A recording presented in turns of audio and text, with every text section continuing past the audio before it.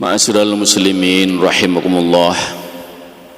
Marilah kita lanjutkan kajian kita di pagi hari ini dalam rangka memantapkan keimanan dan keyakinan kita kepada Allah Subhanahu wa taala dengan kita mengenal Allah lewat ayat-ayat Allah. Asyraful ulum ma'rifatullah, ilmu yang akan memuliakan dirimu adalah ilmu mengenal Allah. Dan hari ini sampailah kita pembahasan dalam kajian Asmaul Husna untuk memantapkan keimanan dan keyakinan kita kepada Allah Subhanahu wa taala. Asma Allah yang ke-50 yaitu Al-Ba'its.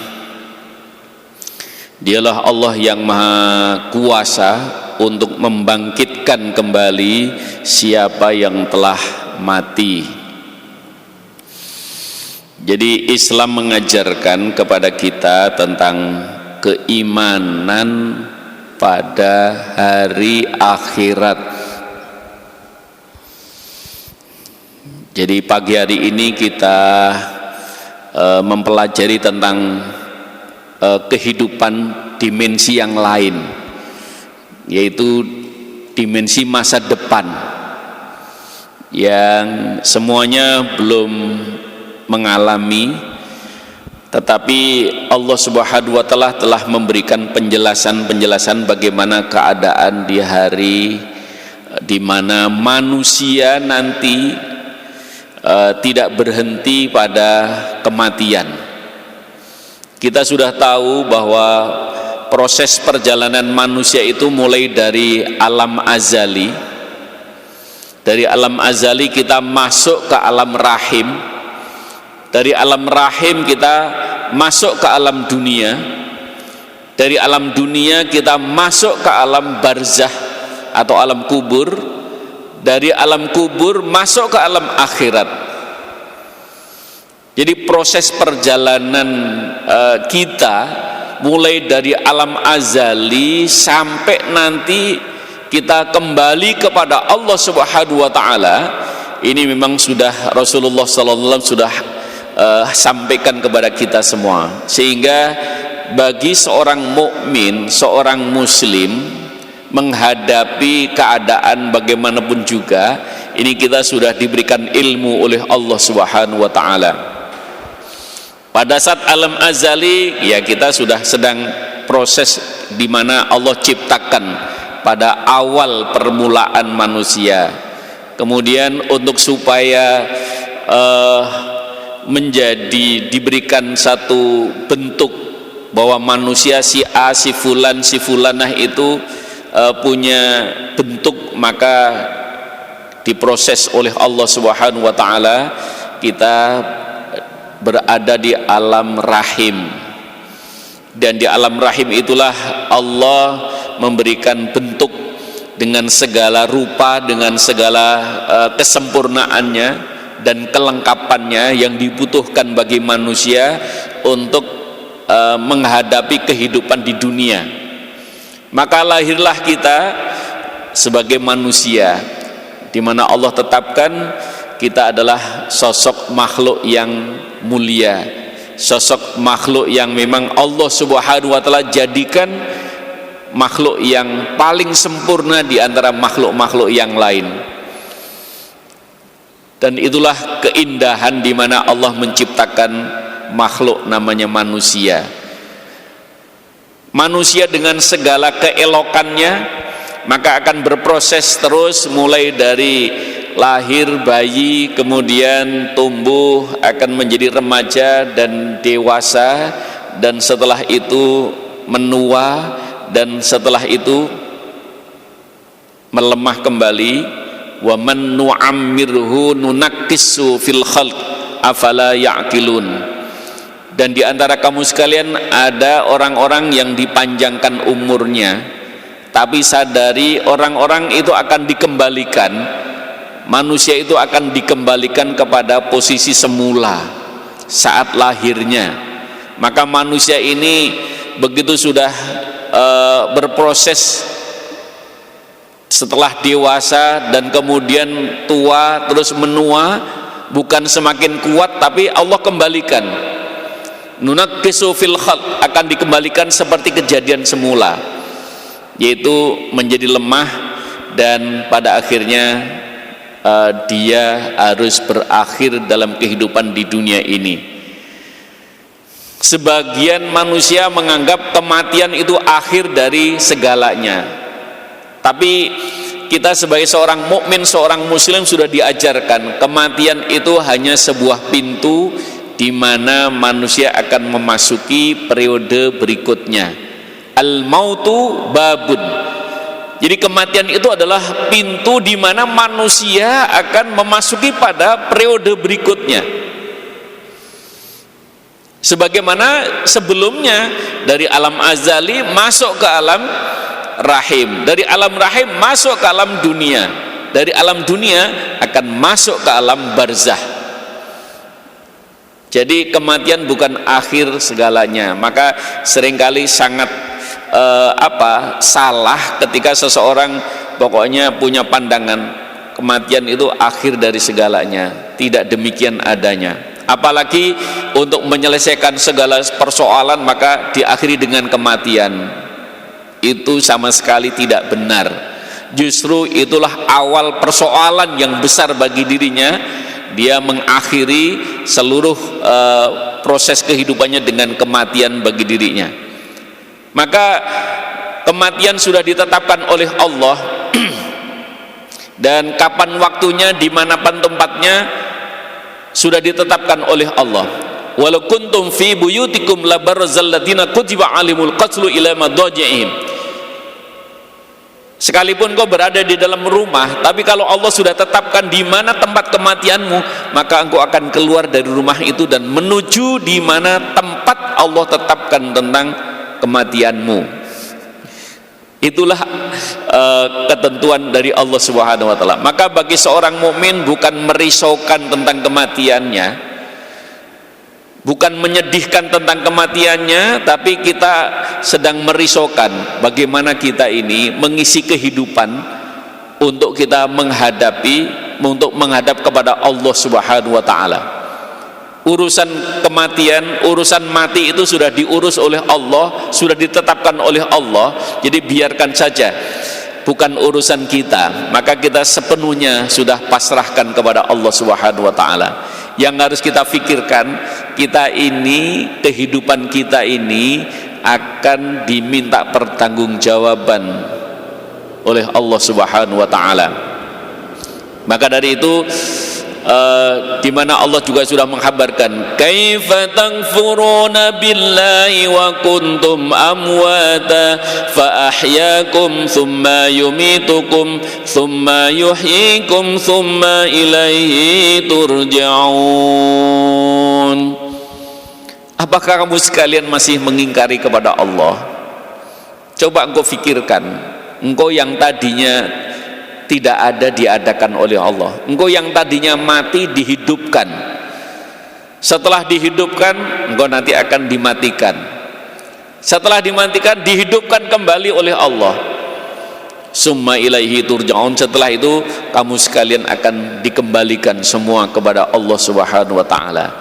Jadi yang harus kita fikirkan adalah bagaimana kita ini nanti akan dihadapkan kepada Allah Subhanahu wa taala, zat yang maha agung, zat yang maha besar, zat yang maha kuasa, yang sudah memberikan segala sesuatu kepada kita di dunia ini. Summa latus'alunna yawma idzin 'anin na'im. Maka kemudian kamu sekalian akan ditanya oleh Allah kenikmatan, karunia, sarana apa saja yang Allah berikan di dunia ini, nanti Allah akan tanyakan. Nah, disinilah kaum muslimin yang dimuliakan oleh Allah Subhanahu wa taala.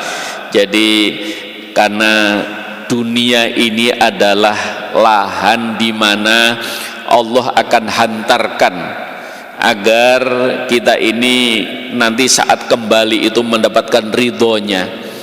agar saat kembali nanti kita mendapatkan kemuliaan dari Allah Subhanahu wa taala. Karena Allah Subhanahu wa taala sudah tetapkan, walaqad karramna bani Adam khalaqahu min turab, al-ayah. Sungguh aku sudah jadikan kamu sekalian, aku sudah ciptakan kamu sekalian dalam makhluk yang mulia. Laqad khalaqnal insana fi ahsani taqwim, bahkan sungguh aku jadikan kamu adalah makhluk yang paling elok di antara makhluk-makhluk yang lain. Maka jaga keelokan, jaga kemuliaan, jaga kebaikan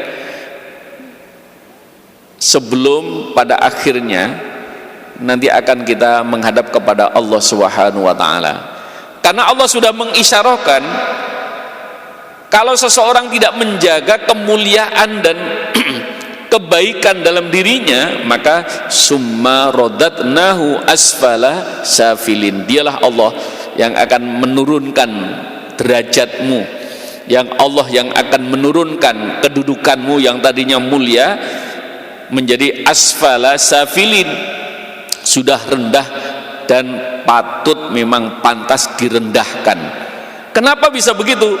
Ya, Allah mengisyarahkan, walaqad dzara'na li jahannama minal jinni wal ins lahum qulubuna la yafqahuna biha wa lahum a'yunun la yubsiruna biha wa lahum udhunun la yasma'una biha ulaika kal an'am bal hum adall, al-ayah. Sungguh Allah siapkan kamu sekalian. Jadi Allah habarkan nanti penduduk di neraka, di jahanam itu bahan bakarnya dari jin dan manusia. Kenapa dia dijadikan bahan bakar oleh Allah Subhanahu wa taala? Ya, kalau mereka saat hidup di dunia ini diberikan hati, tidak digunakan untuk memahami keagungan dan kebesaran Allah, diberikan penglihatan, tidak digunakan untuk melihat ayat-ayat keagungan dan kebesaran Allah, diberikan pendengaran, tidak digunakan untuk mendengarkan peringatan-peringatan Allah. Kalau sudah begitu, maka akal, pikiran, penglihatan dan pendengaran di mana Allah sudah jadikan sebagai sarana dalam hidup ini untuk memahami, untuk mengenal Allah, untuk mengenal perintah Allah, untuk mengetahui larangan Allah, untuk bisa menjalankan segala ketentuan Allah. Tidak begitu, maka manusia sudah pantas untuk diturunkan derajatnya. Maka kalau sudah ada manusia, kalau sekiranya ada manusia yang tidak menggunakan akal, pikiran, hati, kemudian penglihatan dan pendengarannya untuk tidak mengenal Allah, maka dia seperti binatang gitu. Bahkan lebih rendah, balhum adallu ulaika kal an'am, maka mereka sudah seperti binatang. Balhum adallu, bahkan lebih rendah daripada binatang. Ya, seringkali saya ilustrasikan binatang itu masih punya disiplin diri. Nah, jadi kalau manusia ini sudah diturunkan karena keadaan dirinya sendiri yang tidak menjaga kemuliaan, jadi marwah dirinya tidak dijaga, maka Allah akan turunkan. Dia sudah layaknya seperti binatang.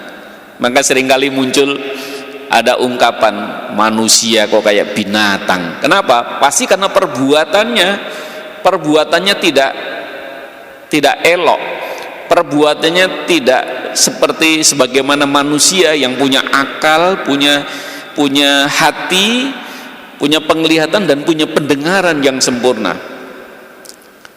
Balhum adallu, maka dia sudah diturunkan, terus dia sudah seperti binatang, bahkan lebih rendah lagi. Ya, seringkali kita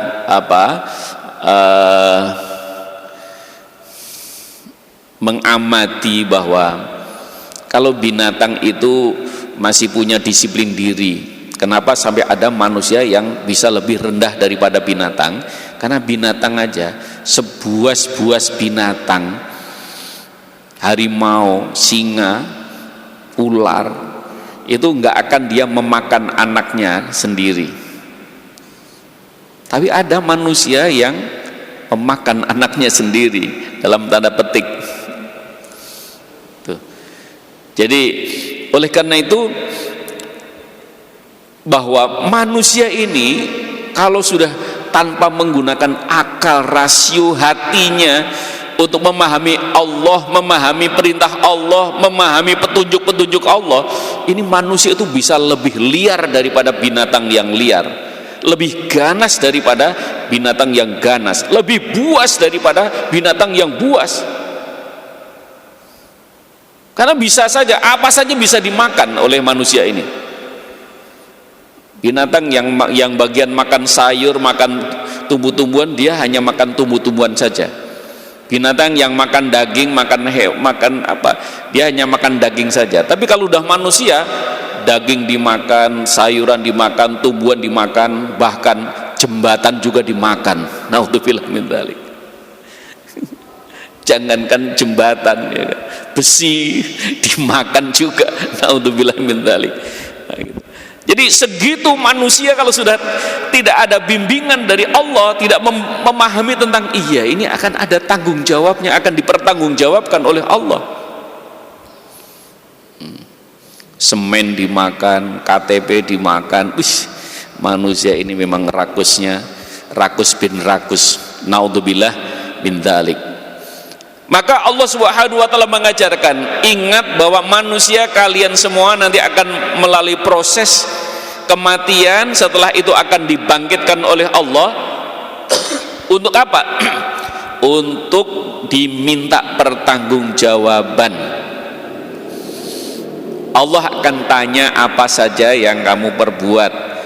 Nah, karena itu di hari kebangkitan al-ba'ts, innallaha yab'atsu mimman fil qubur, sesungguhnya dialah Allah Subhanahu wa taala yang akan membangkitkan orang-orang yang berada di alam kubur. Karena itu sampai Allah ini dalam surat Al-Hajj pada ayat yang ke-7, maka sebuah proses di mana manusia ini bagaimana cara membangkitkannya, sampai Allah sudah mengkhabarkan, wa nufikha fis-suri fa idahum minal ajdathi ila rabbihim yansilun. Dan ketika ada malaikat yang ditugaskan oleh Allah, malaikat Israfil, untuk meniupkan sangkakala, meniupkan trompetnya, fis-suri faidahum minal ajdathi, maka tiba-tiba sudah mereka semuanya pada bangun dari alam kuburnya, ila rabbihim yansilun, dan semuanya berbondong-bondong menuju kepada Allah Subhanahu wa taala. Ada sebagian yang bingung, qalu ya wailana man ba'athana min marqadina hadza ma wa'ada ar-rahmanu wa sadaqal mursalun. Maka mereka ada sebagian yang kebingungan dan ngomong, qalu ya wailana man ba'athana min marqadina, ini siapa ini yang membangunkan saya dari tidur kami, dari istirahat kami? Siapa ini yang bangunkan sini? Udah dibangkitkan ini, dan kenapa ini orang yang kebingungan dibangkitkan dari kuburnya? Maka dijawab, hada ma wa'adar rahman wa sadaqal mursalun, surat Yasin yang tadi barusan kita baca. Maka inilah yang dijanjikan oleh Tuhanmu yang maha pemurah, dan wa sadaqal mursalun, dan benarlah rasul-rasulnya telah mengingatkan kepada kamu sekalian. Baru nanti, tapi kalau orang-orang yang beriman karena sudah yakin beriman akan datangnya hari kiamat dan hari kebangkitan itu adalah jalan kebaikan bagi dirinya, orang-orang yang beriman itu senang banget dibangkitkan. Alhamdulillah, berarti sudah dekat, semakin dekat menuju surganya Allah.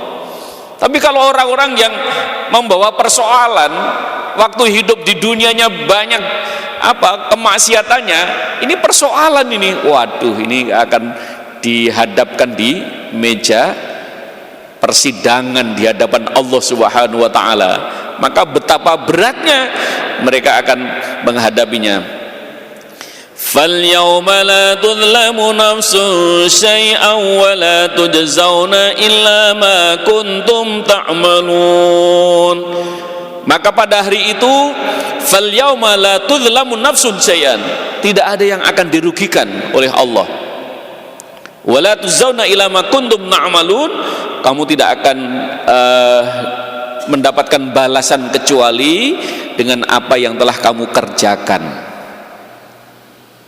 Jadi hari di mana Allah Subhanahu wa taala akan menunjukkan keadilannya, Allah akan tunjukkan Rahman dan Rahimnya yang begitu besar anugerahnya, di mana waktu di dunia kita orang-orang yang beriman itu Allah Subhanahu wa taala perintahkan untuk mengendalikan diri, menjaga diri, dan saat itulah seseorang tidak dirugikan oleh Allah sedikit pun, karena Allah sudah nyatakan faman ya'mal mithqala dzarratin khairan yarah wa man ya'mal mithqala dzarratin syarran yarah. Siapa yang berbuat kebaikan sekecil apapun, Allah akan tunjukkan kebaikannya, dan Allah akan tunjukkan ini balasan bagi dirimu. Wa man ya'mal mithqala dzarratin syarra yara. Begitu juga siapa saja yang berbuat kejahatan sekecil apapun, Allah akan tunjukkan ini kejahatanmu, ini dosamu, ini perbuatan melanggarmu, ya. Yang kita mungkin bisa jadi sudah nggak mikirkan, dosa kecil ini, ya, maka sampai Rasulullah itu mengingatkan, jangan kau anggap remeh dosa yang kecil, karena bisa jadi, karena apa? Hendaknya kamu memikirkan kamu sedang berbuat dosa di hadapan siapa, gitu. Karena itu wala tuzzauna ila ma kuntum na'malun, seorang tidak akan mendapatkan bagian kecuali atas apa yang telah dia lakukan dalam kehidupan di dunia. Maka bagi orang-orang yang telah mampu untuk mentaati segala perintah Allah, maka inilah hari yang ditunggu dan dinanti-nanti. Alhamdulillah, semakin dekat Allah akan berikan surganya. Inna ashabil jannatil yawma fi sulil fakihun. Sesungguhnya orang-orang yang sudah ditetapkan oleh Allah untuk masuk surga, ya, pada hari itu mereka al-yawma fi suhulin fakihun, mereka sangat bersuka cita, senang, gembira sekali, dan dia sibuk dengan dalam kebahagiaannya itu. Hum wa azwajuhum fi dilalin 'alal araiki muttaqiun. Mereka, ya, dalam kesibuk, orang yang senang terus disibukkan dalam kesenangan, itu apa sih? Ini berarti dia udah alhamdulillah gitu. Allah nyatakan, hum, kamu sekalian, wa azwajuhum, dan pasangan-pasanganmu sekalian, fi dilalin 'alal araiki muttaqiun. Allah tempatkan di tempat yang teduh, Allah siapkan, ya, alal araiki muttaqiun, disiapkan dipan-dipan yang indah. Ini surat Yasin, ya, Allah sudah siapkan semuanya. Siapkan oleh Allah Subhanahu wa taala, tempatnya teduh. Ini kan kita dapat kabar orang di alam barzah itu ketika saat kita dibangkitkan itu kan, itu panasnya, masya Allah, nggak ada tempat berteduh, nggak ada tempat untuk berlindung. Tapi bagi orang-orang ashabil jannah, ya, maka Allah sudah siapkan di tempat yang teduh, yang dingin, yang enak, gitu kan. Disiapkan tempat-tempat duduk yang sangat indah, dipan-dipan yang sangat indah untuk bisa bersandar. Jadi dipan muttaqun itu dipan yang bisa untuk sandaran gitu loh, bisa selonjoran. Kalau diibaratkan dalam beberapa tafsir itu kursi panjang yang bisa bersandar gitu, bisa goyang-goyang gitu. Masya Allah, itu yang di lahum fiha fakihatu wa lahum ma yadda'un. Dan di tempat itulah Allah Subhanahu wa taala, dalam surga itu Allah Subhanahu wa taala berikan mereka fakihah, buah-buahan, dan apa saja yang ia dapatkan, apa yang ia minta akan dipenuhi oleh Allah Subhanahu wa taala. Maka Allah Subhanahu wa taala nyatakan salamun qaulam mir rabbir rahim, salamun qaulam mir rabbir rahim, wamtazul yauma ayyuhal mujrimun. Maka Allah sambut dengan ucapan salam. Coba, ini Allah, zat yang maha mulia, zat yang maha agung, zat yang maha besar, menyambut kedatangan hamba-hambanya ini dengan ucapan salam. Tapi Allah sekaligus menyatakan wamtazul yauma ayyuhal mujrimun. Wahai orang-orang yang masih bawa dosa, para pendusta, para orang-orang yang senangnya berbuat dosa, orang-orang yang senangnya melanggar aturan, minggir, minggir, minggir. Jadi terbayang pada saat itu pengennya semuanya, begitu dibangkit di alam barzah itu, pengennya semuanya menuju kepada Allah. Terus begitu Allah panggil, mereka pengen. Ada yang bonek juga itu kan, pokoknya bondo nekat, pengen saya mau ini ya Allah. Tapi Allah pisahkan, kamu minggir. Saya temennya ya Allah, enggak, minggir. Saya sahabatnya ya Allah, minggir. Saya keluarganya, minggir. Yang pendusta, orang-orang yang senangnya berbuat dosa, orang yang senangnya maksiat, minggir. Wamtazul yauma ayyuhal mujrimun, dipinggirkan oleh Allah, minggir, minggir, minggir, minggir. Teman-teman, karena waktu yang teman-temannya pada rajin ibadah, rajin untuk menjaga diri, yang ini seenaknya sendiri. Yang senangnya ini beribadah, yang dia senangnya maksiat. Terus begitu menghadap kepada Allah, pengennya dapat bagian yang sama. Enggak bisa. Jadi sudah jelas betul, Allah sudah habarkan. Makanya kenapa surat Yasin itu sering-sering dibaca, ini supaya kita, ya alhamdulillah ya, kita ini Allah sudah janjikan semacam itu ya. Nah, inilah kaum muslimin yang dimuliakan oleh Allah Subhanahu wa taala. Hari bangkitnya di mana Allah Subhanahu wa taala innallaha yab'atsum man fil kubur, bahwa sesungguhnya Allah nanti akan membangkitkan kita semuanya dari alam kubur. Maka kita persiapkan, waktu di dunia ini hanya sebentar, hanya sebentar. Karena itu harus kita hati-hati, jangan sampai ada penyesalan. Maka yang disebut penyesalan akhir nggak ada artinya itu, ini penyesalan di hari akhirat ini. Kalau masih di dunia, menyesal di dunia, masih ada kesempatan untuk memperbaiki diri. Tapi kalau sudah di akhir, ini yang dimaksudkan, penyesalan akhir nggak ada artinya. Kenapa? Di akhirat sudah nggak ada lagi. Ya Allah, saya pengen kembali ke dunia, saya janji ya Allah, saya mau taat, saya janji ya Allah, saya akan melaksanakan perintahmu, saya janji ya Allah, saya nggak akan melanggar aturanmu ya Allah. Nggak ada lagi. Karena itu ma'asyiral muslimin rahimullah, mudah-mudahan ini pembahasan ini akan menambah keyakinan kita kepada Allah Subhanahu wa taala, bahwa kalaupun kita hidup di dunia harus banyak mengendalikan diri, kita harus berusaha untuk taat dan patuh kepada Allah, karena memang Allah berharap kita ini selamat kehidupan kita, agar kita tidak berbuat maksiat. Maka selalu kita mohon kepada Allah agar senantiasa diberikan hidayah taufik dan inayahnya. Kita juga berusaha, bukan hanya untuk kita seringkali teman kita berbuat salah, kita nasihati, jangan, kita ingatkan, jangan, sudahlah, harus berhenti. Keluarga kita, teman kita, sahabat kita, saudara-saudara kita ingatkan kalau dia berbuat kesalahan. Jangan malah didukung, malah ya nggak apa-apa, yang penting saya dapat bagian.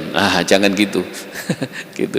Nah, karena itu mudah-mudahan lewat pembahasan yang singkat ini kita senantiasa mendapatkan hidayah, taufik dan inayahnya dari Allah Subhanahu wa taala.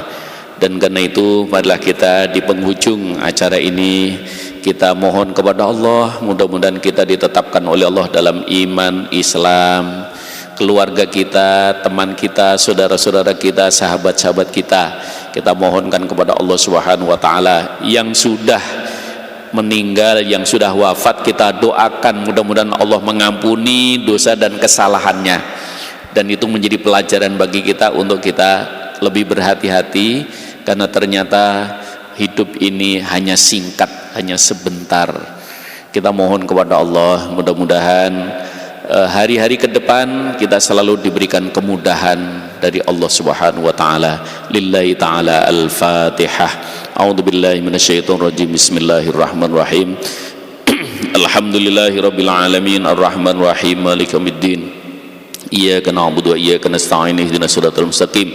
Siratal ladzina an'amta 'alaihim ghairil maghdubi 'alaihim waladdallin. Wa'fu 'anna ya karim, wa'fu 'anna ya rahim, bi rahmati ya arhamar rahimin, bi haqqil Fatihah wa bi sirril Fatihah wa bi karamatil Fatihah wa bi mu'jizatil Fatihah ya farijal ham ya kashifal gham ya man li 'abdi yaghfiru yarham. Allahumma yassir lana umurana wa yassir lana fi dinina wa yassir lana fi kulli amrina bi rahmati ya arhamar rahimin. Rabbana iftah lana abwabal khair waftah lana abwabal afiyah waftah lana abwabas sihah waftah lana abwabur rahmah waftah lana abwabal maghfirah waftah lana abwabal barakah ya muqallibal qulub tsabbit qulubana ya Allah biha ya Allah biha ya Allah bi husnil khatimah ya Allah biha ya Allah biha ya Allah bi husnil khatimah ya Allah biha ya Allah biha ya Allah bi husnil khatimah. Allahumma rzuqna ilman nafi'a wa amalan maqbula wa rizqan wasi'an halalan mubaraka wa hab lana dzurriyyatan salihah. Allahumma a'inna ala dzikrika wa syukrika wa husni ibadatik. A'udzu bikalimatillahi tammati kulli min syarri ma khalaq. Bismillahilladzi la yadurru ma ismihi syai'un fil ardi wala fis samaa'i wa huwas samiul alim. Rabbana atina fid dunya hasanah wa fil akhirati hasanah wa qina adzabannar. Wa sallallahu ala sayyidina Muhammad. Subhanaka rabbika rabbil izzati amma yasifun wa salamun alal mursalin walhamdulillahi rabbil alamin. Sekian dari saya, kurang lebihnya mohon maaf. Wallahul muwaffiq. Assalamualaikum warahmatullahi wabarakatuh.